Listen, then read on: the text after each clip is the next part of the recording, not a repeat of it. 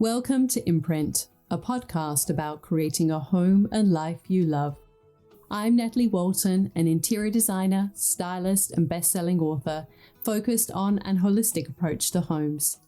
Each week, I'm sharing insights and interviews about the creative process to help you enhance both your interiors and well-being, as well as provide you with the tools and resources to make considered and sustainable choices with all that you create.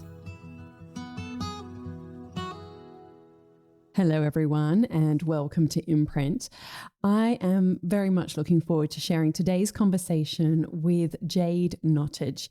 You might know her through her work with TomMarkHenry. She is a co-founder of this award-winning interior design studio based in now both Sydney and Brisbane. She is heading up the Brisbane office. I met Jade about 8 years ago on a photo shoot. I was styling her home for a magazine feature, and she had just started the business with her business partner, Cushla McFadden. And I have really enjoyed watching the growth of that business over the past 8 years. It's now about 10 years that they've had the business, and they have won many awards, and they've really grown their business to quite a significant size. They've got a team of 15 across 2 states, and Jade shares the whole journey to how they have grown the business, the processes and systems that's made it possible, the types of work that they specialize in and their sweet spot.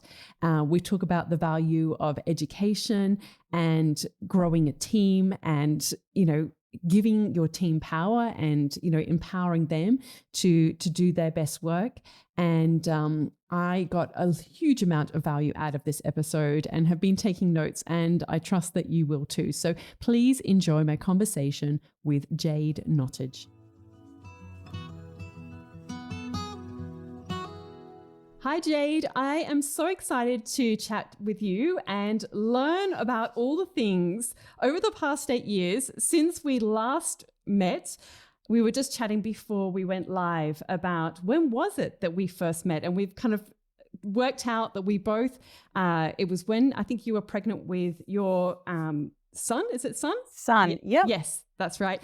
And I've got a son who's just about to turn 8 as well. So it must have been, we must have both either been pregnant or whatever at the same time, which is kind of funny. So yeah, let's start at the beginning. I've already introduced you and your business to our listeners. And so now I want to get into your story and learn a little bit more about you, because I think it's always interesting to see the threads in our lives that make sense as to where we are today. So can you share a little bit about where you grew up, what type of child you were, like were you a creative child? And in those years of high school deciding, what is it that I want to do with my life? What were you thinking? So give us a little bit of an introduction to you growing up. Sure. Well, thank you. Firstly, thank you for having me. I'm thrilled to be a part of it. So growing up, I grew up in Sydney. I lived in Glebe, and back in the 80s, early 80s, I'm giving away my age there. Glebe was a different place to what it is now. So it was a wonderful place to grow up, but certainly a different environment to now. I was, I suppose, a creative child. But really, I enjoyed art, but really my focus as a child was drama and sport. I was very dramatic and loved the camera, which is, I must say, the complete opposite of me as an adult. So my dad's in television, so I used to kind of follow him around and had dreams of being an Academy Award winner. And or going to the Olympics to play hockey. So, I had big dreams. I aimed up. I was Academy Awarding and Olympic sort of dreams. I guess I started to kind of enjoy the art side of things when I was at school. And I started to think about a career in art therapy. So I knew I really had this kind of desire to help people. I've got a strong empathetic side to myself that really felt the need to help and to be in a career that helped others, but I couldn't deny the kind of creative side of myself that started to sort of develop during school and learning a passion for art. However, I sort of realized that the type of person I am, my empathetic self really would have absorbed, I think, I didn't have the ability, I don't think, to switch off that I think you need to have in those kind of therapy sort of careers. I think I would have just absorbed everybody's problems and really taken that to heart. So I kind of understood that I needed to pivot and follow the path of a creative field in a more traditional sense. So I started off doing fashion design. I studied that. I sort of knew during that course that I wasn't going to pursue a career in it. I wanted to finish it. I'm a real perfectionist, so I wanted to know that I'd done it and I ticked the box. And, all education is good education at the end of the day. So I knew that it was beneficial to me no matter what path I ended up going down. But I finished the fashion design and then took a year to myself where I was sort of like, what am I going to do? And ended up enrolling in interior architecture. I should say I looked to do interior architecture when I first left school. And there was just something about it that at that point didn't speak to me. Obviously, that was the universe, because if I had done interior architecture when I first left school, I would never have met Cushla, and TomMarkHenry wouldn't be a thing. So I am 5 years older than Cush, or thereabouts. So dipping my toe back into that interiors world as a mature age student led me to meeting Cush. And the rest is history, I suppose. Yeah, that's so interesting. I love hearing people's journeys. And like you say, that you were doing drama, which that really surprises me. I mean, we've sort of met in the past and I would not have expected you to say that. So that's really interesting. But obviously was something about that you were really drawn to. And likewise, hearing about you studying fashion. And I do think that it doesn't matter, we all go on these different journeys and we all learn different things. And I'm sure there are so many things that you have taken from what you learned in that course and applied it to your work in interiors, because I do think there's a lot of overlap between the kind of foundational principles of, like form and materials and, color and all of those things. So I'm sure Absolutely. it still served you well, even though you didn't necessarily pursue it. But I think it's really interesting. And if I'm correct, and please correct me if I'm wrong, because I remember when we were talking, all those years ago now about you doing interior architecture, and I feel like it was still a relatively new stream, traditionally, or, going years back, it would be, you would go and study architecture or you would study interior design. And I feel like relatively speaking, and maybe this is within Australia, I'm not sure, but interior architecture wasn't as known. Would you say that's true? Yes, absolutely. Back then, like so long ago, but 8 years ago for sure, it was a newer discipline and a sort of not misunderstood, but people didn't know much about it and they didn't understand what it was, like this sort of weird hybrid. Like, what is it that you do that interior designers don't do, but architects, but you're not an architect. I think that's changed now. There are other universities that offer interior architecture now. Certainly, there was one in Melbourne. I'm not sure of which one, so I won't even guess. But they did interior architecture at the time, as well as the University of New South Wales, where Cushla and I both studied. I think now there's other ones in Sydney popping up that are that have an interior architecture offering. The tricky thing with interior architecture, though, is that we're allowed to say that we have an interior architecture degree, but we are not able to say that we are interior architects because we are not architects, like we're not registered architects. So it's a tricky one there because we therefore call ourselves interior designers, which, at the end of the day we are.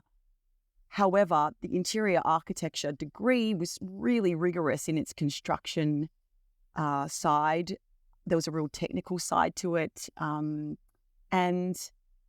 to not be able to represent that we have that knowledge can be a little frustrating, but that's the rules, So we've just accepted that now for sure. But I think more and more the interior architecture term or the degree is certainly much more widespread. Explain for the listeners, what is interior architecture and how is it different to interior design and, of course, architecture? Can you kind of give us a little bit of a basic understanding of that? Sure. So I think interior architecture is really about working with existing buildings and potentially working with just the existing footprint of the building and gutting it, for example. So we could sort of gut a building and replan the whole thing. New, penetrations through existing slabs to do big staircases, replanning the whole thing, essentially just working with the shell and doing a giant insertion within it. We can also do alterations and additions to residences, so sort of small extensions out, things like that.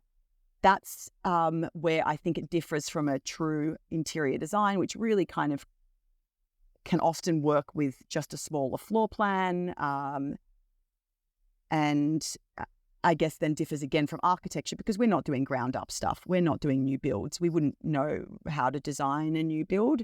And so I think, we have a construction knowledge to a point in terms of the structure and the structural integrity of things, but we don't have the knowledge nor the qualifications to design a building from the ground up, or very big kind of complicated roof structures and stuff. That that sort of thing really leans architect, and then the traditional interiors really leans sort of moving away from potentially moving away from the spatial planning, working within a floor plan and just doing cosmetic renovation of it. So it's kind of somewhere in between. And we love working with architects and don't proclaim to be architects. We know where our limitations lie and where our qualifications stop, and absolutely lean on the architects to really, do their job and stay in our lane. And I think that's important. Okay. And can you also provide a little bit of an insight, because we've got a very international audience. So Sure. Is interior architecture, as far as I know, it is something that is, a global, degree to an extent and profession. Yes. And so the same kind of principles would apply roughly. I mean, obviously Australian architecture rules might have slightly different to us, the American Institute of Architectures or whatever, but Yes. but it's, those kind of principles apply around the world. Absolutely. I would say so. I think generally speaking, if we were to sort of distill it all down, at the end of the day, we do interior design as our job. So we are interior designers, but we certainly the interior architecture degree, which would be, international and worldwide, just gives us that extra bit of knowledge on the structure of buildings, the knowledge to do spatial planning. We really focused on code, and that would be across, internationally too, making sure spaces function and flow and that we're following the BCA. So there's a real technical side to what we do that moves away from the traditional understanding, I think, of what interior designers do, and certainly what interior decorators do. And that's an important distinction. Yeah, no, thank you so much for clarifying that, because I think that there is a lot of confusion. It's just like with interior styling. So many people get confused about what is interior styling, what's the difference between that and interior decorating or interior design. So I think to clarify that is really helpful. So thank you. Okay, so as you say, when you went to go and study, you met Cushla, who is your business partner in TomMarkHenry. Can you share how that came about, the idea that you were going to work together and launch this practice, and maybe even a little bit about the name and when you started your design practice together, and share a little bit about the genesis of that. Absolutely. So Kush and I met at uni and were friends. We were at university for 5 years together and were friends that whole time. And it wasn't something that we spoke about at uni at all. It just didn't even, for me, it didn't even pop into my sort of consciousness at all. And I don't think for Kush either. when we graduated during the global financial crisis. So jobs weren't abundant. Cush took up the opportunity to study in New York. Work in New York for a year. There was the opportunity to get a J1 visa. I stayed in Sydney, and did a contract here working at an interior design studio here who I'd done some work experience for during uni. And Cush was working in New York. Whilst she was over there, because we were friends, we just, stayed in touch and chatted and things like that. Cush had chosen to spend just the year over there and come back after that time. And I was looking to kind of move from where I was. And I had a lot of, creative ideas and things. You come out of uni and you're just full of invigoration and motivation and ideas, and you're just really wanting to put them down on paper. And often it can be that when you're a junior, you don't get to express that necessarily, and you're kind of just documenting, which is really great for learning and not so great for sort of your creative expression. So it sort of just landed that I don't even know how we started talking about it, if I'm honest. We just sort of must have come up in conversation about the idea of potentially doing our own thing. And then I had a dream about the name. And I remember messaging her and I was like, I've had this dream about, we've got this interior design company and we're calling it this. And her then boyfriend and now husband, Brendan, registered the domain name. And at the time it was a different name. It was MarkHenry. And that, and even though the name has evolved since then, it's still based on fathers and grandfathers' names who are sort of inspirational male figures in our life. So he registered it. Boom, it was done. And Cush and I were like, okay, looks like we're doing it. Because he was like, I know you guys can do it. Don't second guess yourselves. Don't overthink it. And we were like, we don't have kids. We don't have mortgages. Why not? And I think we had a beautiful naivety about us. And thank God, because had we known, the joys, but also the hardships that business ownership can bring, would we have done it? I don't know. Yes, probably. But, there's times where you think, gosh, this is hard work. So yeah, we had this beautiful naivety about us, and off we went. And we sat down together at my parents' dining table, because this is still me living at home. I lived at home for quite a while because I was at university for so long. I was at university for 9 years. So I lived at home still. And my wonderful parents supported me through all of that. So Cush came over and we sat down at my parents' dining table and we were like, right, let's do this, with nowhere to start really. And then, yeah, that's kind of how it sort of began. And so at that early stage, did you have a sense of what your roles would be in the business and how it would be different? Because obviously when you've got just you working in a business, that's very different to, two people and two creatives as well working in a business. Did you have any sense, or was it really like you were just finding your way? We were just finding our way. To say that we had any sort of sense of role delineation would be a lie. We did exactly the same thing. So we designed the projects together. We documented the projects together. Everything was together. And, at the end of the day, Cush and I are friends. So we're business partners. Yes, we are, but we are friends first and foremost. So that made it easier that, we had that sort of friendship and that respect. And it really was about two friends just embarking on this sort of crazy idea. The kind of structure and the formalities of it all really didn't come into play for quite some time. We still do the same role, interestingly. Naturally, we've got different strengths and different interests and different, little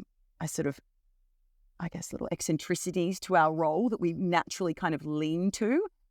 But at the end of the day, we do the same role, and, we're equals in every aspect. And, so it's kind of been like that from the beginning, really. And so what can you kind of share like a little bit of what are the things that you lean towards and what does she lean towards? And then I would love to hear as well, like how you've managed to navigate being in business with a friend. Because I think that it's one thing to maybe even meet somebody at university and think, hey, we could do this together. But to be friends first and then go into business, it's a different kind of dynamic. And I'm sure, like you say, you know, every business goes through challenges. And when you're going through those challenges, and then you can, even in your personal life, be kind of having things going on. And, you know, there's so many different dynamics at play. But first of all, if you could just share, what do you both naturally tend to lean into? And then how have you navigated business and friendship? Sure. Okay. So I would say we are both equal parts creative. So I don't think we don't lean different in that way. Aesthetically, we lean differently. Kush is a lot more of a minimalist. Her aesthetic is a lot cleaner and minimal, whereas I would say I'm not a maximalist by any means, but I definitely have a sort of more layered, sort of bolder aesthetic. So I think that sort of covers the creative side of it. In terms of pivoting off, Kush is extremely good at strategies and systems and processes. She thinks in a really logical way. And I admire that about her so much. It's really wonderful. So she will really spearhead a lot of that kind of structure and systems and processes sort of conversation, I would say. And I think I lean a little bit more, I would say kind of, I'm not going to say human resources. My mum's had a whole career in human resources and I take my hat off to her. So I'm not that. But I think if I was, I'm slightly lean, I guess, maybe a little bit more that way. I think that would be how we would sort of slightly delineate our roles and the way that we lead, I would say. And then there's all these other little outlying roles that we do. You know, I do certain aspects of the administration and Kush does certain aspects of the administration. And yeah, so that's kind of how we do it. But at the end of the day, we do the same role and we both run projects. And often if we were to, I guess, delineate things a little bit more, the sort of projects that come in, who's going to lead that project? Well, Kush has got more experience than me, I would say, in residential work. And I have done a lot more of the commercial stuff. So, you know, maybe we spin off that way. And if a project comes in that's a multi-res, well, I've done more projects, I should say. It's more about that. It's just I happen to have done more projects than her in that sector. So I'll probably take that project. And that's kind of, I guess, how the roles also sort of pivot slightly. I think Kush and I have really learnt to respect each other's differences in terms of both being like as people and as business owners. And so I think that's helped. It's like, we're not going to lead the same way. We're not going to run things the same way. We're not going to do it the same way. And neither we should, because, you know, I always say, you know, would two of me leading TomMarkHenry, no. Two of Kush, no. Like it's the both of us together and what we bring as a pair, obviously, and the wonderful team that we work with that make it so successful. So I think navigating friendship has just been respecting the differences and not fighting against those, but kind of leaning into it almost and being like, yeah, great. Like Kush has got that covered. Gosh, she's good at that, you know, and respecting that and kind of acknowledging that that's not necessarily my strength and vice versa. So I think we've done it well. You know, we don't fight. We might challenge each other from time to time on certain things. You know, I think this or I think that, and we push and pull a tiny bit without conflict always, just in a respectful way. And I think that's really been wonderful too, is that, you know, we don't have those sort of confrontational personalities with each other that we want to kind of, there's no power play, there's no power struggle. We respect each other equally. We are equals in the business. And I think maybe if there was big ego attached to either of us, that would be a problem and the friendship would kind of fall by the wayside and it'd be this sort of back and forth about somehow being the bigger of the two leaders or something. And we just don't have an appetite for that. We don't allow that into our space. It's just not there. It's not been there for 10 years. There's no reason why it should start now. So, and I think, from time to time over the course of our business, we have run into challenges. We've run into difficulties, as all business owners can attest to. And, that has brought us closer together. It has brought us a stronger partnership. We trust each other innately. And I think at the difficulties that we've faced, and often those have been, in breaches of trust from external parties. And that has just brought us closer together, because there has not been a second in time, and I'm sure Kush could say the same, where we haven't trusted the other person and we haven't been sure that their moral compass is steered in exactly the same way as mine or as hers. So I think that's been it. Take the ego and the competition out of it. There's just no time, or I don't know how anyone has an appetite for that, honestly. Yeah. No, I agree completely. And that's really insightful to hear, like your explanation of how you navigate that. And I think it's beautiful to hear as well that, when you have faced those inevitable challenges that comes with running any kind of business, that is actually brought you closer together. Because I think that you probably both know so intimately what it's like to feel like running a business. Whereas sometimes if you've got a partner that's external to that, or they're not in the business, or if you've got friends who don't have their own business, they don't necessarily understand what it's like when you're growing a team, or when you're dealing with challenging clients, or whatever, all of those things that come your way. So I think that those things can make it stronger. So I wanted to ask you, I just wanted to ask you, because this is something that I get asked all the time, and I would really love to hear your perspective on it and how you have together, grown this business. So when, it's one thing to go out and register the domain name and the business name and all of those things, but obviously to run a business, to grow a business, you need clients. And I think for so many people, the biggest hurdle is getting those first few clients. It's kind of getting a few rungs on the board, or even you might get one or two through family and friends, but then what? So how did you get your first clients and then start to build the momentum so that it was, there was a constant flow? And I'm sure you've kind of, particularly in those early days, had seasons where it wasn't flowing. And then what did you do to kind of help make it flow? Sure. Yes. So we absolutely started slowly. And to your point, we started with friends and family, really tiny little projects. And, we look back at them and have a little laugh to ourselves sometimes about it. We're like, oh gosh, what were we doing?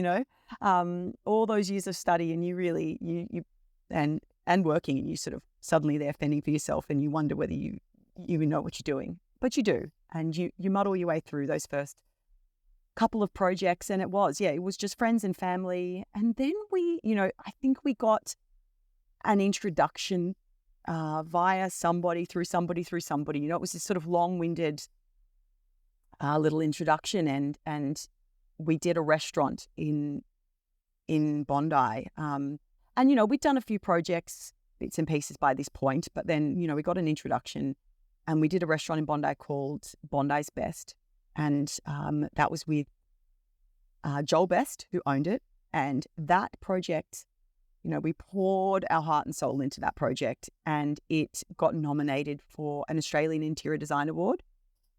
And we couldn't believe it. I mean, we couldn't believe it. We didn't win, but we were nominated. And for us, we'd been in business only, a couple of years, and it was wild that was happening. And I think that kind of got our name out there that little bit, and then, and I should say, whilst even when your name gets out there, I mean, it's a hustle, and it remains a hustle to this day. It is constantly a hustle. Like, no one can sit back and rest on their laurels. You've always got to be driving for business and proving yourself and improving the business. So yeah, we're still in this stage almost. It's weird to be so much more established, and yet still, you've got to get out there, and you've got to work hard to get the jobs. So yeah, once we got our name out there, we got a message on Instagram from WeWork. And WeWork obviously are a global, I'm sure everybody knows who they are, but they're a global co-working space. And they'd had huge sort of rollout scope in internationally. And they reached out to us on Instagram and wanted us to design their first 2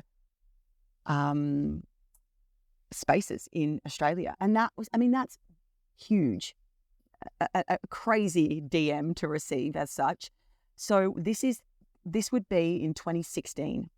And I actually was on maternity leave during this time. So I wasn't around and a part of the WeWork experience, which, I really do see as a shame because it was such a critical milestone, I think, in the business. But Cush was there and did a great job, and we had a great team, albeit a small team, and we were working on these 2 big projects simultaneously, like 10,500 square meters, 4,500 square meters of workplace, like big.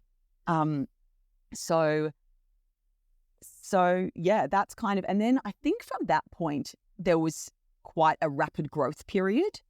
It had been fairly steady until then, and then that sort of became a rapid growth period, and we got lots and lots of projects because we did WeWork. People were like, we want WeWork. We want the WeWork thing, and that was a school project wanted the WeWork thing, and other workplaces wanted the WeWork thing. So it really was a pivotal moment for us. In terms of navigating the ebbs and the flows, the peaks and the troughs and that sort of stuff regarding projects, there's no other way to navigate it other than to just be okay with the fact that you're in a trough and that you've been in a trough before, and you'll come back out of that trough and you'll be back up on the peak again. And that's okay. And you just work hard and you kind of just gear up and put the foot on the accelerator a little bit, and maybe refocus where your week is structured, how your week is structured. Are you doing, can you move away from doing a certain task and start focusing a little bit more on BD? You just adjust accordingly. And it doesn't get any easier, even to this day. Cush and I still, there's moments where you're like, oh gosh, want to get this project or want to get more projects or want to do this. There's always that dialogue, always wanting to improve and wanting to grow and develop and be bigger and better. And we navigate that together. We support each other and just kind of remind ourselves that it's going to be okay. We're going to get through it. It's okay. And, we are our biggest critics. We are the hardest people on ourselves. We have high expectations for ourselves. And so the troughs can be hard in that way because, we want the best and we're striving for the best. And when that doesn't feel like it's happening, it can be hard, but you just push through it and you come out the other side. You think, oh, that's right. Here we are again. Yeah. That's so comforting to hear. And I think that lots of people will take solace in that it doesn't matter the size of your business. There are always challenges and you're always pushing yourself because that's how you grow as a business is that, you're always pushing yourself to that next level and pushing yourself to grow. And, there's that classic thing of, with new levels and new devils, like as every level that you go up to, it's like there's new challenges. There's new things that I've got to learn, whether it's growing your team or the systems or the processes or, all of those things. So tell us then, as you mentioned, when you were doing the WeWork project or, the business took that one on and you said that you mentioned your team at that point. So at what point did you start bringing other people into the business? And who was your first hire? Because again, I think this is something that a lot of people think, do I go for an admin person? Do I go for another designer to help with that workload? Do I get an accounts person? Like who was it in the business that you started to hire first? And how does that look now? Like what's the size of the business now? And what are some of the roles? Can you kind of give us a bit of a breakdown of that? Absolutely. So our very first hire was a junior designer, and I'll give her a little shout out. Her name is Carla, and she is still with us. So 10 years in, and she's currently in Europe, actually, on her sort of long service sabbatical that is very well deserved. Just she's living her best life over there in Morocco, I think, at the moment. Lucky her. So Carla was our first hire. She was a junior. She was, sort of fairly like straight out of uni. I think she'd had a year off. And for us, it was really about needing extra hands on the documentation, extra hands on the tools. So that was the catalyst for the hire. And Carla, I think, started off sort of more in an intern sort of role and really, demonstrated what an asset she was very quickly. So yeah, that's how Carla was our first hire. And then the hires were designers. So they were junior designers, I think, for, and my memory, it's hard to cast my mind back exactly to the sort of timeline on all of it, but certainly the first few hires were designers, and some, then you'd sort of maybe move up to hiring a mid-level designer. But as a business, what we try and do is to really facilitate growth with our staff within the business. So instead of hiring people in a sort of more senior role above existing team members, now that is sometimes a reality that has to happen, and that's okay, and everyone understands that. But as best we can, it's really about hiring junior team and moving people up through the company, and helping to facilitate their growth and development within the business and empowering people to do that. So that was kind of our strategy early on. It remains our strategy today. So then I think we hired, and we ended up at some point, and now I don't remember, he's just been working with us for 5 years. So let's say 5-ish years ago, we hired a studio manager. Now that felt like the biggest luxury, to not hire a designer who was actively sort of working on projects and things like that. Well, it really did feel like a luxury. And I think anyone who owns a business like this understands that when you make that first hire, it does feel, luxurious and like almost, is it lazy? Like, we should be just doing that stuff ourselves. And we were doing all that stuff ourselves. And we hired Tristan, who's also still with us, and his role has very much evolved since then. He's in a completely different role now. But yeah, and then sort of the rest is history. It was after that, it was really, more about just hiring more designers. So as it stands right now, we are a team of 15. We are 15 across 2 states. So there are 3 of us at the moment up here in Brisbane. And we have a 4th team member relocating from Sydney in June, which we're very excited about. So then there'll be 4 of us up here and 11 in Sydney. That ranges from, we have graduate designers, we have junior designers, we have mid-level designers, we have senior designers, an associate, 2 design managers. We have a FF&E designer. We have it's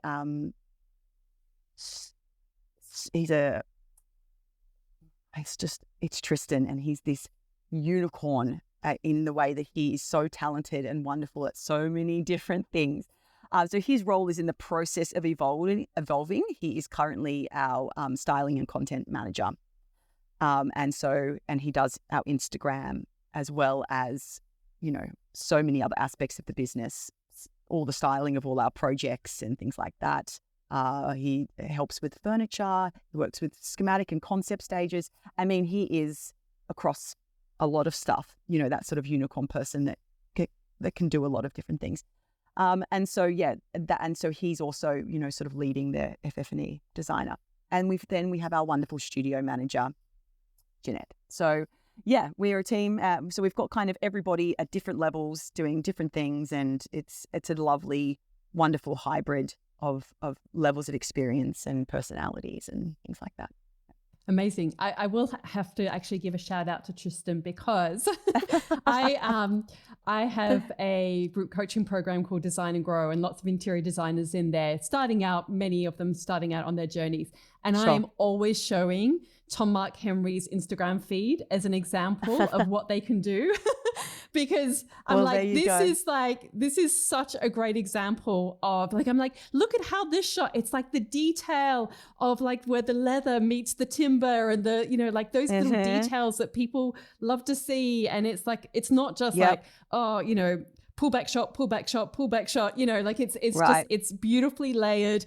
It's visually inspiring. I love the little mood boards that, you know, the sort of palette boards, material Studio boards. palettes. Yes. Yes, Love that's Tristan. those. Yes. He does those too. I mean, yeah, he doesn't just curate. He actually, you know, produces the content that goes onto those. So yeah, I'd love to hear it. Shout out to Tristan. Yeah. So I've shared the feed to many a student and kind of said, look at this. Just use this as an inspiration, you know, nice. and yeah, because I think it's beautifully curated. So and you've kind of answered the question he'll be thrilled about to hear that. Yeah, about the Brisbane office. So did that come about because you moved up to Brisbane? Well, yes and no. I had no plans to move. Yes, I had no plans to move to Brisbane. But when we never wanted the office size in any one location to be more than about sort of 14, 15 was kind of our magic number, where we were like, we don't want the office to be any bigger than that. We want to make sure we always remain boutique. We remain big enough to be able to kind of scale up for those sort of larger projects that land, but small enough that we still give that boutique service, that, you know, we always have that sort of personal relationship with the clients, that, you know, the design quality and design output remains consistent. And it's not, you know, it depends which team you get as to sort of what output you get. So that's not something that Cush and I ever wanted, was to suddenly be this giant company that had these, you know, 50 plus staff. It's just not something that we've ever been interested in. So we sort of reached that number in Sydney. We realised Brisbane and Queensland was always hovering in our orbit in terms of a potential to move. So, you know, we set goals every single year, Cush and I, and on our 2014 goals, we have written Brisbane office. So, you know, and then obviously world events and life and things got in the way of that somewhat. So then it kind of, you know, Brisbane won the Olympics. You know, Queensland is the boom state of Australia. It's got the highest amount of development, almost in its own little economic bubble. So everyone we spoke to was like, you should get up to Queensland. You know, there's great designers up there, but there's not as many, you know, and where you guys sit in the market, there's a little bit of a gap. So why not? And I was like, you know what? I'll go. I'll do it. And we knew that we couldn't just say we were in Brisbane but not really be there, or kind of have a bit of a satellite office that wasn't really an office, but say we were there. You know, Queensland can be rather parochial, and they need to know that you are a local, or that you've moved and you're setting up the foundations and putting down roots. So we understood that in order for the business to be taken seriously and to show the respect to the new state that we were in and the new area, that, you know, I needed to go and show that we were serious about it. So that's exactly what I did. So it was business that got me up here, but certainly I was happy for a bit of a change, happy with a new adventure, a bit of a new environment. You know, Brisbane, it's not exactly this huge adventure, I suppose, but it's still a different city and a new place. And I've lived my whole life in Sydney. So why not? And here we are. So I've been here for a year and a bit. And yeah, I sometimes still say, I've only just got up here, and I'm like, oh, well, I haven't really. But, you know, I lived my whole life in Sydney. So in comparison to that, sure, it's new. It's definitely new. And we love it. We love it up here. And, you know, the team that we've got up here, Lauren and Vieri, have moved from Sydney as well. So they're Sydney team who wanted a new experience, new change, do something different. So they've come up, and then Yvonne, who's also moving up, same thing for her. So it's been wonderful to be able to expand the business up here and have the support of the Sydney team, you know, and not just be kind of hiring new people who we don't know, whilst we are excited for that evolution of the business to happen and to hire locally for sure. it's been really comforting to have it be an extension of the Sydney, team coming up and that feeling of familiarity in a otherwise unfamiliar place. So I think we've been each other's support during this kind of inception period. And, it is ground up. You can't come up here and think that you're, we're TomMarkHenry, we've got this big reputation in Sydney and here we are, like, give us all these projects. It's not like that. It is ground up. And that's exciting for sure, intimidating and exhausting for sure. We've worked for 10 years in Sydney, so to kind of start all over again up here is no mean feat. And there are days where it can be sort of difficult and hard to feel like you're not getting that traction or that I guess the traction that you kind of get in Sydney. And it's not that we don't try. We try in Sydney, and as I said, it's a hustle. But it's a bigger hustle up here for sure. And I again, it's maybe one of those beautiful naivety things where I'm like, oh, I didn't quite realize that, but here we are. So let's do it. Can't change it now. But it's probably good to have not known prior to getting up here, I think. It's no small undertaking though. Like, is it like you say, you've got a child? I'm not sure if you had two children. So to kind of bring them to a new place and move away from your family. So, it is like, it's a big thing. But I guess during the pandemic or post-pandemic, so many people have moved. And I think it's like there's been a mass migration all around the world in many ways. Yeah. So we're all kind of absolutely new territory. Yeah. Mm-hmm. Definitely. Yeah. So happy to be here. What would you say then? You sort of touched on it slightly, and I'm curious to know what you think. What do you think is your sweet spot as a business in terms of, like you say, you've done lots of commercial projects. Like, what is the sweet spot in terms of people coming to you, or you're known for a particular thing? Is it a particular size of project? Does it tend to be more commercial? I know that you do both, but yeah. Tricky, and it does change. During COVID, our residential projects skyrocketed, obviously, because we obviously work across lots of different sectors, and the commercial stuff, the hospitality stuff, well, that all got paused, and understandably so. And we were so grateful to be a company that worked across different fields within the interior design world, because it meant when one area sort of slowed down, another one picked up. And that was a real benefit to us and as a business. So I think we always did the residential stuff, but certainly during COVID, our residential portfolio increased, which therefore, and hasn't slowed down since. Now, I don't know where we would have been had COVID not been a thing. Like, would we be doing predominantly hospitality with a little bit of residential? I'm not sure. But as it stands, I think it's about 50-50 really. And we are known for, single residences, quite high-end single residences, and not necessarily the highest end. There's obviously some very exclusive and high-end interior design companies that purely do residential design and have a real hold on the market in that area. But we certainly do lots of beautiful homes. And, with wonderful clients who have an appreciation for design, and we love that. So more and more, the residential projects we're taking on are bigger, with higher budgets, and, real appreciation for beautiful design. And running parallel to that is our commercial stuff. So it's the hospitality, it's the retail, we do hotels.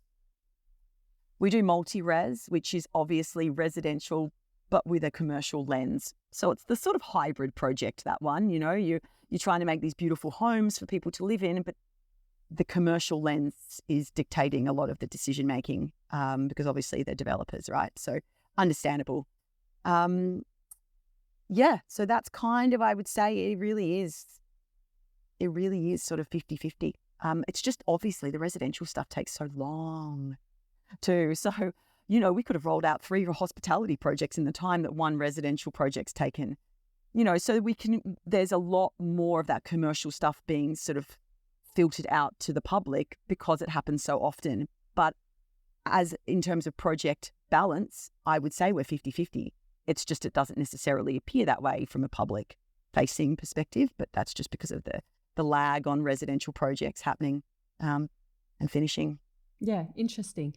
And you mentioned earlier on that you were nominated for the Australian Interior Design Award. And I remember that at the time, actually, because I thought, we had done the shoot at your house for one of the magazines. And then it was like not long after. And I always love seeing people's journeys since, when I meet them and seeing like, wow, they've only just started and they got this award. And I feel like you've been nominated or maybe even once a bunch of different awards since then. I'm always seeing, the business name pop up in these kind of things.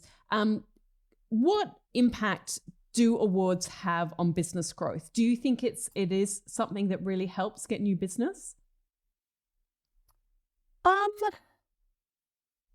say so as a general statement. I think it comes down to, I would say so for sure. And I think certainly in the Australian market, like if you've won an Australian Interior Design Award, for example, or a Idea Award, or that's like invaluable and so exciting and so hard to do. And I have been a judge of the Australian Interior Design Awards, and I have been a judge of the Interior Design Excellence Awards. And to get a project across the line, like they're so rigorously assessed by a panel of people who are come from different areas and aspects and experience levels and things like that. I mean, that is no mean feat. So when you have won that, I would like to think that's going to, benefit your business, because so it should, because it's such a huge achievement. Having said that, just to get nominated, just to get shortlisted, we have had new clients come to us who said they looked on the shortlist of the Australian Interior Design Awards and went through that and looked at who was shortlisted and looked at what projects they were shortlisted for and what appealed to them. So sometimes, it's just the nomination that can be beneficial.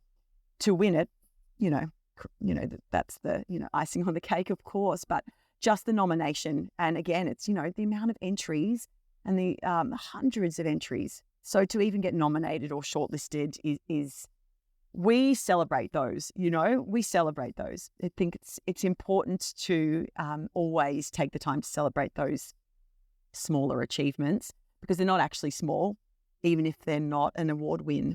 If that makes sense. So, yeah. Yeah, I know certainly when I was working on magazines, I would go through the shortlist and the nominations and all of those things when I was looking for, people to feature in the magazine for interviews or, house features or different things. So, yeah, I definitely think that, people are combing those things. So I was just, interested to hear your perspective on it. I wanted to ask you as well, before we get on to the final questions, there's just sort of two more questions. One is relation to pricing and the other one is in relation to process. So pricing, as I said, I think first of all, the biggest question people have when they're starting out is, how do I get leads? How do I get clients? And then the second question is, how do I know what to charge? So what has your journey been as a business in relation to this, from those very, very early projects when it is family and friends, were you doing it for free? Were you doing it for a very nominal price? And then how did you learn to charge and know, what's your pricing model? And I guess when you came across that WeWork, and you've got this big company coming to you, obviously you want to kind of meet the market in terms of looking like you're professional and not looking like you're undercharging. So how have you navigated pricing in the business? Great question. And we still, it's a work in progress. Obviously, early days, it's either free or it's the tiniest of tiny little fees, which at the time didn't feel tiny, So I remember when we issued a fee proposal, Cush and I, early days, and it was for like maybe $10,000. And when I tell you that felt like $1 million to us, we couldn't believe it when they said yes. We were, oh my gosh, whoa. It was just such, I remember still the moment when we got told yes to that, we just pinch ourselves moment, So nowadays, and it's been something that we have just sort of worked out along the way. we track our time in a software program. And we have tracked our time in various programs along the way. And in terms of, and we've pivoted from 1 to 2 programs in terms of the needs of the business and things like that. But it's really given us wonderful and insightful data into how long things actually take us. And that doesn't mean that we take that number of hours and whack a big hourly rate next to it and that's the fee. But we do know, how much the business needs, what things cost us, what staff cost us, things like that. We understand how long things take us. We look back at previous projects, okay, well, that was our fee for design development. And we had allocated 60 hours for design development and, we only actually used 40. And it's a similar project. So, it's a real distilling down of data that gets us to the fee proposal and the fee. And, Cush and I have really collaborated on those fee proposals over the years to the point where now we independently issue out fee proposals without kind of running it by the other person. Again, that sort of circles back to that trust thing. But there is certain fees where you've got to be really lean and competitive. You want the project. You want to work with them. You know that they don't necessarily have the full budget. You try and make it as lean as possible. But also you've got to cover costs. We're not in it we're not looking to make this wild profit off every project and have these exorbitant fees. Like that's not at all how we operate. But obviously you still want to cover your costs at the end of the day. So it's sometimes there's some trickier fees where Cush and I will come together and be like, okay, how can we do this? Can we amalgamate some stages? Can we shave back here? Can we, and it's we put a lot of thought into it. It's not a percentage of the budget. It's not this sliding scale where, the more they spend, the bigger the fee. We don't work like that. We've never worked like that, and we have no intention to do so. So, yeah, it's hard. You still question it. You still wonder. You know what it's worth.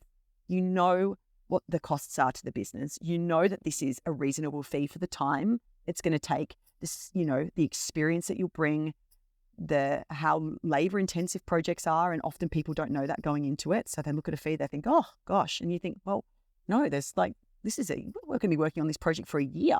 This is going to take 4 of our staff members. This is, and it's also about then taking clients on the journey for those clients that are, or prospective clients that say, hey, you know what, this is more than I'd budgeted, or can you explain that to me? We sit down, we explain it all, we run things through. And I think that's half the problem is when people look at a fee without kind of context or understanding, maybe they sort of go, oh, that's too much. But if we're given an opportunity to understand that it's too much, and that doesn't happen very often, but, from time to time, we like to sit down with them and really explain it all and run through things and see how we can, okay, and can we scale that back? Can we shrink that back? But getting them to understand the process and the work that we put into it, if you take the time to explain that, it can often be half the battle won in that way. But no doubt, it's very hard, and you still question it. You issue a fee proposal out, you think, oh, fingers crossed, hope for the best. There's never one where you send out, you think, yeah, for sure, they'll just say yes to this on the spot, and sometimes it's the trickier ones that people are like, yeah, that's fine. And you think, oh, great. But yeah, look, that would be my tip, is just to gather the data so that you're backing yourself up with fact, and you can, just feel confident in your decision. And when someone asks you to explain it, you have the reasoning behind it, not just like, oh, well, I just thought it was worth that, that you've got the fact and the explanation behind it to explain it to a client and to, reinforce to yourself that you've made the right, calculations, I suppose. And so it tends to be a flat fee versus an hourly rate, or do you have a component where you do flat fee and then this part is beyond, like site visits and or is all built in? We basically work in a number of stages. We have, schematic and concept and things like that. Each stage has a fee allocated attached to it. So people know in advance what the total fee for the project will be. It's stage by stage. And we have a final stage, which is called design management services. And that is for all the site stuff. So it's the site visits, it's the shop drawing approvals, it's the RFIs from builders, it's the, and it's such an intensive period, right? The construction phase. we really are the voice of the clients. And, we've got working professionals who are our clients who don't have time to be visiting site and don't have time to be dealing with things like that. So, we are their voice and we are their representative, and it's very time and time heavy, I suppose. So that's a monthly charge, is that one. But everything else is, upfront. You know what it is, what that monthly charge is. It just sort of depends on, I guess, on how long the project's going for. We also then have hourly rate work, but that's outside of scope, and it's so infrequent we would do that. And that's, something that we speak to the client first and say, hey, that's out of scope. We would need to charge hourly for that. Are you okay with that? And, often they'll say, can I have an estimation of how many hours you think it will take? And we'll go, yeah, sure. And that'll take 5 hours. We'll let you know when we're at the 5-hour mark. If the task requires some additional time, we'll get that approval from you first before proceeding. So we like to over communicate about it, making sure that everyone feels comfortable, everyone's approved the cost. There's no out of the blue invoices that just land in their lap and they didn't see it coming and they didn't approve it, and they none of that. It's really transparent and from the outset, which is good for everybody. We don't want to have those hard conversations either, so yeah. Yeah, I say so often it's all about managing expectations at the start of a relationship with a client. And so how has that evolved for you in relation to, say, the processes? Like, I'm sure when you were starting out, it looks very different to what it looks like now. Let's maybe take a residential client as an example. Like, what is, I know, you've got the questionnaire that you probably do to find out about their needs and likes, but more the kind of the process sides, like what's your onboarding process? Like what's, what are the kind of those pieces of the puzzle that you're sharing with a prospective client or even just a new client in terms of onboarding in relation to, fees and onboarding and setting expectations and managing boundaries, all of that. What does that kind of look like? Yeah, so I think in the terms of the process to get a new client, so when we have an initial client meeting, so we will speak to them on the phone. Our studio manager, Jeanette, will have that initial dialogue, and then Cushla or myself or our associate Brooke will have that initial client meeting. We'll go to the house, we'll look at the scope, we'll talk to the clients, we'll get to understand them. It can be quite a long initial meeting, and then we talk them through what's next. So again, it's that setting expectations thing. So from here, we're going to go away and we're going to produce a fee proposal. It's going to take us this long to do. We will issue it on this date. Everything's very sort of set out so that we try and be as clear and concise with our kind of feedback on what's next, so they have that understanding. Then we issue the fee proposal. We suggest a time to talk it through and run through the scope. During the initial client meeting, we will also talk through scope. So we'll have a conversation with them about our stages, what's to expect, what stages are relevant for this project, what aren't, and really kind of set some clear understanding early on. So if we get that job, which is always, something that we celebrate, I guess, then start looking at sort of milestone dates. So we say to them, okay, great. And this will have been something we talked about earlier, I should say, is that we understand the timing. Is it a hurry project? Do we need to start yesterday, basically? Can we start yesterday or not? And often it will be setting some expectations by saying we're going to go away, we're going to look at resourcing and come back to you on when we could feasibly start this project, because that might also factor into their decision making as to whether they want to appoint us or not. So when we look at timing, we sit down and look at the team who would be on it potentially, what are their current workload, and we have a sort of a staff resourcing kind of projected document that we look at, that we can understand when people are really busy, when they're quieter, what's upcoming. And so that would help us formulate who would be on the design team and when we'd be able to start. So once that's all communicated back to the potential client, yes or no, they say yes to the fee or no, we sit down, depends on how much back and forth happens about the fee. And then it's about once they're appointed and we start the project, the design team goes and meets them. We have that initial kind of meet and greet. Everyone gets onto the same page, and we have a client briefing from them, and then we have internal briefings. We send the client the documents so they get to understand them. We have internal documents that we work through that's basically sets up the project. So for anyone new to the team, there's a resource there that they can look at and understand what's happening, what the scope is, what the client directive is, what the concept is, that sort of stuff.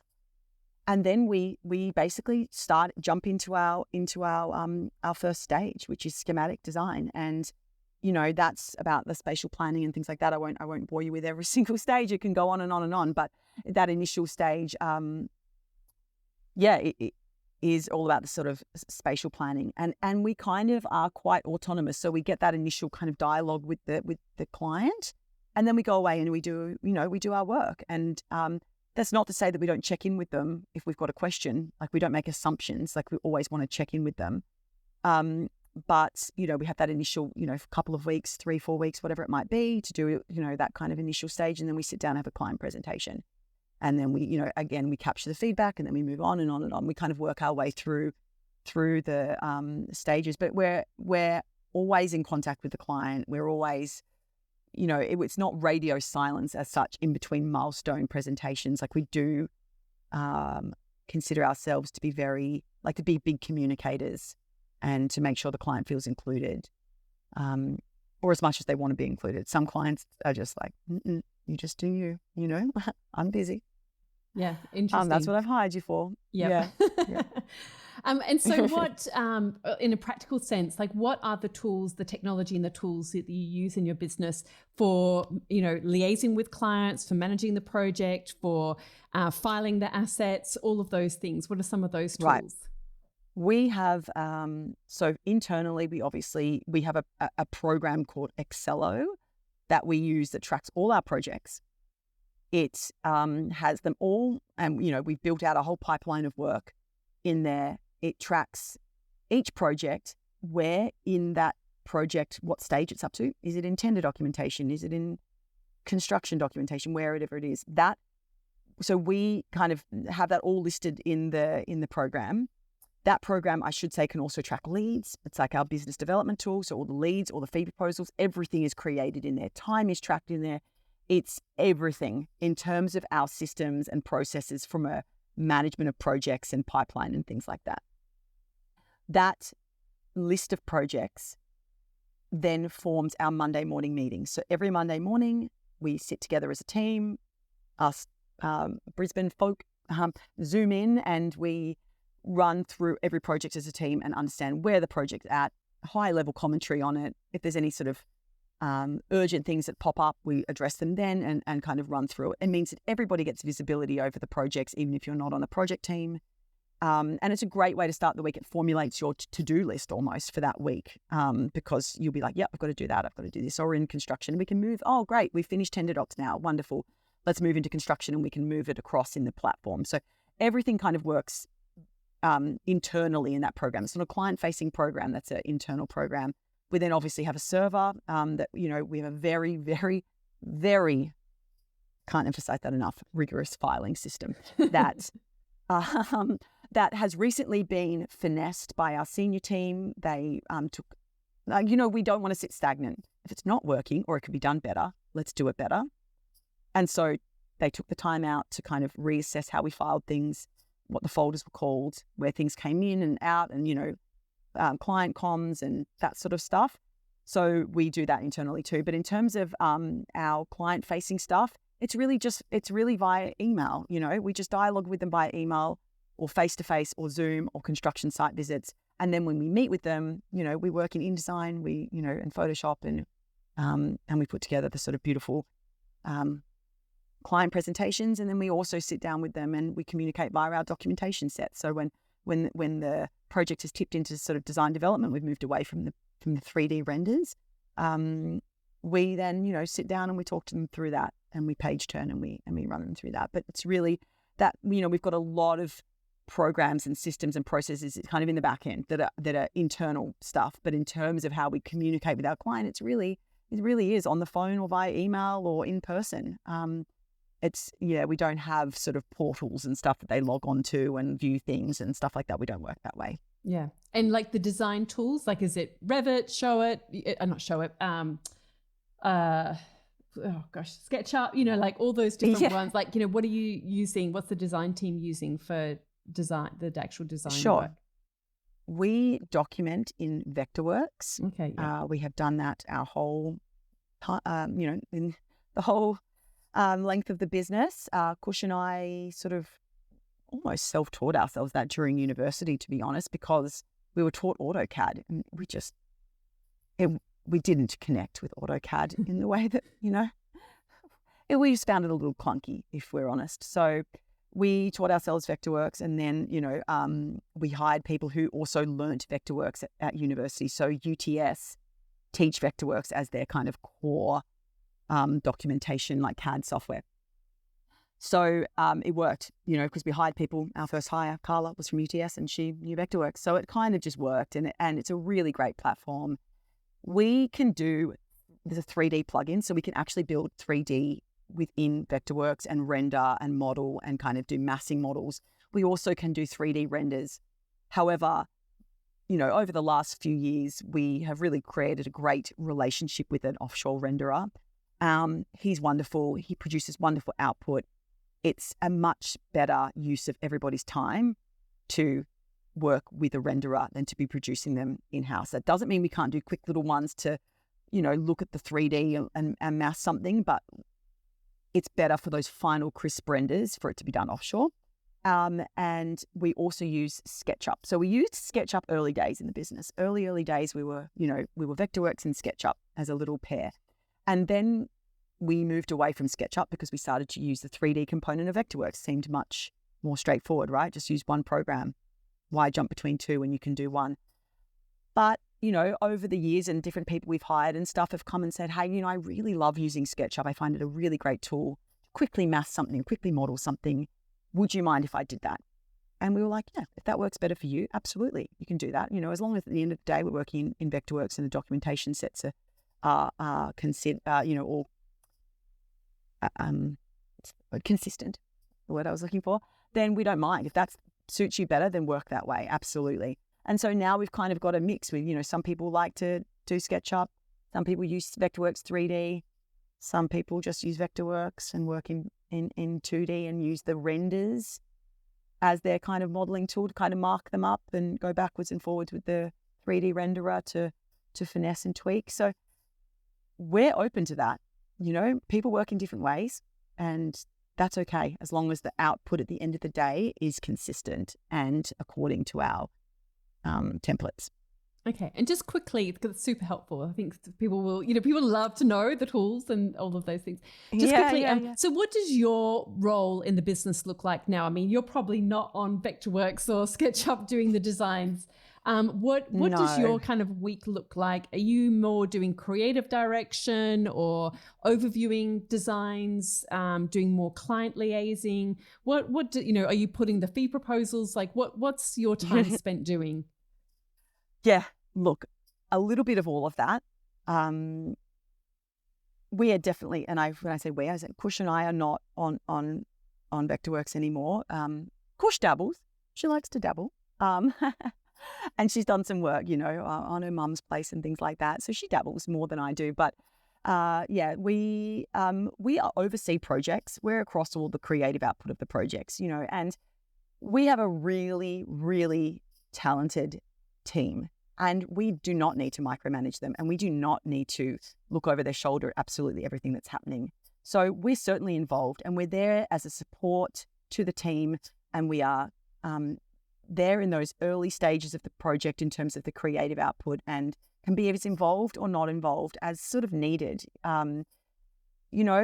We want to be really involved and we love the creative side, but sometimes it's okay to sort of take a higher sort of seat on that one and just kind of observe it and be amazed at what the team can come up with. Really, they're unbelievable. So, but we're certainly involved, and we're across all the projects in the office. So in terms of client-facing stuff, absolutely. In terms of fee proposals, absolutely, every single week. Lots of administration. Our role isn't a super creative role anymore. Again, that's one of those things that if someone had told me that 10 years ago, I would be really sad to think that that was the way it was going to happen. But, you surround yourself with really talented people and who welcome our involvement and we can be as involved as we want to be,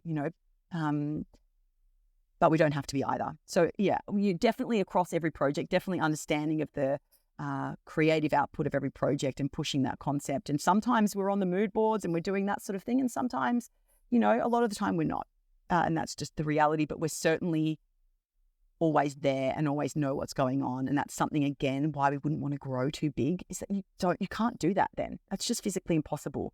And Cush and I really want to make sure we're still involved and we still know what's going on and we're still part of it all, and that's really important to us. So that's what a week looked like. Maybe, we're in some concept meetings. We're looking at concept stuff. We're reviewing a concept pack that the team's put together. We're involved in those meetings. We're involved in every, all the client presentation meetings. We're involved in them 100%. And, maybe then I'm jumping into a fee proposal. I just feel like I've been doing quite a lot of them recently. And, the team sit off across me in the office and like, what are you working on? They're like, fee proposal. I'm like, yep. Another fee proposal. So a lot of it is that, and client management, business development, that takes up a huge part of our week, is that hustle. I'm just circling back to lots of points I've already said earlier, the hustle.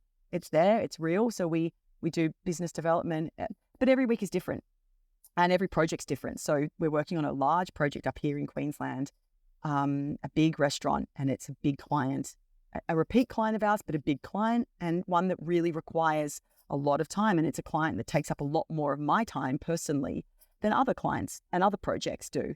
So, it really also depends on that, like, in terms of site visits and reviewing a lot of stuff. Some are more time heavy than others. So yeah, no week is the same, but it is a mixture of all those things. Yeah. And I think that running a business, I think it is a creative act. I think that, there are so many different moving parts, and it's like the juggle and the growth and the expansion and all of those different things. Like, I think there is a lot of creativity that goes into, actually, that's how I like to look at it anyway, because I'm doing all these things. And I do think that, it pushes you, and you have to grow and evolve as a person. And there's so much in that. So wow. Yep. Yeah. Well, that's nice. I like that lens. I'll apply that. Remember myself. that when you're doing another fee proposal. Yeah. I'll be like, this is creative. This is creative. Just a different way. All right. I won't keep you any longer, and I'm going to go quickly through the final questions. So I'm looking forward to learning your answers for these. So which 5 words best describe you? Okay. So I must say, I felt I didn't know how to answer that about myself. So I asked the team that I work with up here in Brisbane at the moment, Vieri and Lauren, for some help. So these have come from them and not from me. I'd like to make a disclaimer. They said creative, caring, empathetic, inspirational, and humorous. Okay. So there you go. Nice little mix. But I didn't call myself inspirational. Yeah, that's fine. Okay, that's fine. This is like your Oscar speech, really, isn't it? Right. Yeah, here I go. Clear the throat. Here I go. What's the best lesson that you've learned on your journey so far? Don't ignore your gut instinct, ever. Yeah. I think a lot of people relate to that. What's your proudest achievement? Having a successful business that's been operating for 10 years. What's been your best decision? So this is a twofold answer. Personally, my best decision is having my kids, as I think most parents would say, but they're the best thing that's ever happened to me, obviously. So much love there. And professionally, starting TomMarkHenry with Cushla. Best decision I ever made. Who inspires you? The people I work with, seeing their creativity come to life so sort of creatively and abstractly on each project is a constant source of inspiration for me. And what are you passionate about? I'm passionate about design, obviously, beautiful spaces that make you feel good. And I'm also passionate about finding this joy in the small things in life, which I think is easy to overlook. I think that's an important thing to continue to find passion in. What dream do you still want to fulfill? Building the Brisbane office up to its full potential. What are you reading at the moment? What's on your bedside table or maybe on your coffee table? Yes, I am reading The Covenant of Water by Abraham, and I'm not sure how to say his surname, Verghese. It's a beautiful book, 700 pages, big, thick book. Wonderful book set in the 1800s in India. It's a beautiful, beautiful book. Interesting. What are you listening to? Do you like to listen to podcasts? And if so, which ones? Or otherwise, music? I answered this music because I do tend to lean music. So at the moment I'm listening to Marabou State, The War on Drugs, and Glass Animals. Okay. And finally, what piece of advice would you give to your younger self? This one came very easy to me. Enjoy your life without children. Like, travel more, enjoy the freedom of life before kids. Now, don't get me wrong. Obviously, I've just explained that, the kids are my everything. That, the reason you take breath in the morning, right? So it's like they are your everything. But I don't think I appreciated life before them, and the freedom and the flexibility and the and it's not without its challenges, but the ease, and I think to anyone that doesn't have kids, and I reiterate this many times to the team, I'm like, please enjoy it, because kids are the most wonderful, wonderful thing to ever happen to you. Do it when you're ready and enjoy the time when you don't have them. And I say that with love, love, but I'm sure all the parents out there, shout out to the parents who get it. Yeah, and working mums as well, that's a whole other podcast. That's another, I'm happy to get on that podcast too. I'm happy, we've got lots to say. I have enjoyed so much this conversation. Thank you so much for being so honest and open, so generous with your time and your insights. I've loved watching the journey of you growing this business. Like I said, we met 8 years ago on a photo shoot, and I've just kind of been watching in the background how it's grown and evolved, and like, wow, like they're just getting bigger and bigger. And now they've got a Brisbane office and, doing all these amazing things. So it's been so wonderful to watch. And it's so nice when good things happen to nice people. Yeah, it's been really wonderful. And I'm very grateful that you've, put a little bit of your time aside to have a chat with me today and, and share your lessons and insights for the podcast. So thank you so much. Of course, it's been my absolute pleasure. Thank you so much for inviting me. I was thrilled. A little nervous, but absolutely thrilled. So really happy to have shared, and I hope it's in some way insightful for everybody. And thanks for your time. Appreciate it. Great. Amazing. Thank you. All of the links and info for this episode are at nataliewalton.com/podcast. Don't forget to subscribe so that you can get a direct download of the latest episode. And I really appreciate when you take a minute to rate and review, as well as share the love with someone you know who might benefit from this episode, or on social media. If you'd like to access a range of free resources, come visit my website, nataliewalton.com. Thank you to Jaeger Media for producing this podcast. And I would also like to acknowledge the people of the Bundjalung Nation where it was recorded, and pay my respects to elders past, present, and emerging. I look forward to connecting again soon. I'm Natalie Walton, and you've been listening to Imprint.